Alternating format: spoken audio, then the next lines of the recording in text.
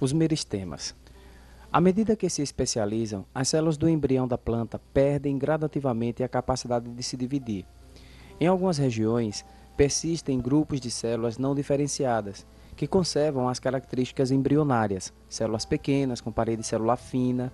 Esses grupos formam o chamado meristema, com grande capacidade de se dividir e se diferenciar, originando outros tecidos e colaborando para o crescimento da planta. O meristema se divide em primário ou apical e secundário ou lateral. Vejamos o meristema primário. Ele é responsável pelo desenvolvimento da planta a partir da semente. Conforme ela se desenvolve, a maior parte desse meristema transforma-se em outros tipos de tecido. Outra parte permanece nas extremidades da raiz e do caule, colaborando para o crescimento em comprimento do vegetal. As plantas não crescem como os animais. No início, elas crescem principalmente em comprimento, que é o chamado crescimento primário, o que é vantajoso para a obtenção de água, situada abaixo da superfície, e luz, acima do solo. Algumas, como a maioria das monocotiledôneas, apresentam apenas esse crescimento ao longo da vida. Outras, especialmente as árvores e os arbustos, que necessitam de uma base mais larga para serem mais altas que as plantas herbáceas pequenas ou rasteiras, depois desse período inicial de crescimento, começam também a aumentar a espessura do caule da raiz. Esse crescimento é chamado de crescimento secundário, feito pelo meristema secundário, e ajuda a sustentação da planta. O meristema primário forma pequenos brotos na ponta do caule e de suas ramificações, chamados gemas apicais, e em vários nós ao longo do caule, as chamadas gemas laterais ou axilares. Das gemas surgem novos ramos, folhas e flores. Na ponta da raiz, o meristema é protegido contra o atrito e micróbios por uma espécie de capacete de células, a chamada coifa ou calíptra. Essas células se desgastam à medida que a raiz cresce, mas são repostas pelo meristema dessa região, que por isso é chamado de caliptrogênio. Esse termo calíptro significa cobertura. O meristema primário divide-se em protoderme, que origina a epiderme, tecido protetor que reveste o vegetal; procâmbio, que se diferencia nos tecidos condutores de seiva, localizados no interior da raiz e do caule, nesse caso o xilema, também conhecido como lenho, que conduz a seiva bruta, e o floema, também conhecido como líber, que conduz a seiva elaborada.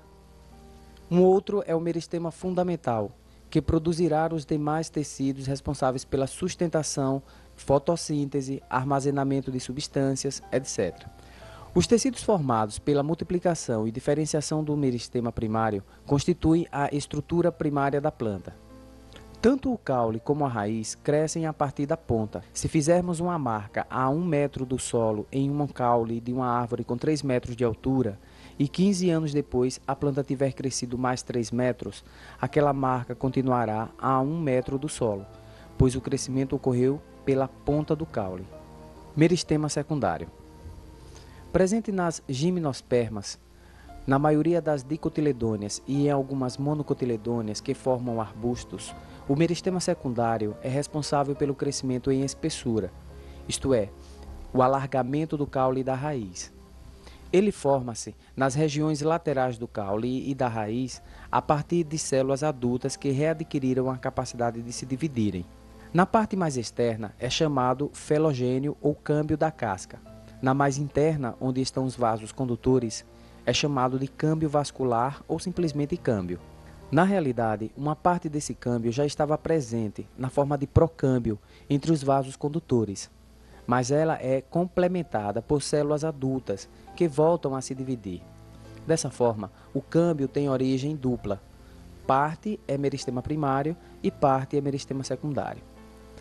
Por mitose, o felogênio e o câmbio produzem células que se dirigem tanto para dentro quanto para fora da raiz e do caule. Essas células se especializam em células adultas e originam outros tecidos. O câmbio produz o xilema e o floema. O felogênio produz células de preenchimento e reserva. O feloderma, células de proteção, suber ou felema, cortiça, que substituirá a epiderme.